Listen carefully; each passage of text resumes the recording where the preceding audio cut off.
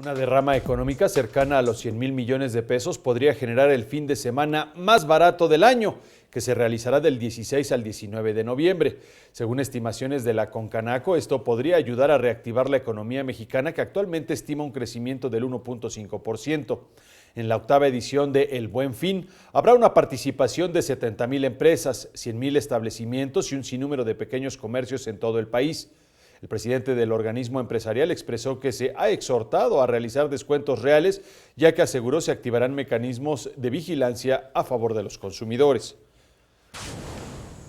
En esa fecha son más de 3,000 supervisores de Profeco los que nos informaron que estarán disponibles para hacer vigilancia en las tiendas de todo el país, y adicionalmente en cada una de las cámaras de todo México.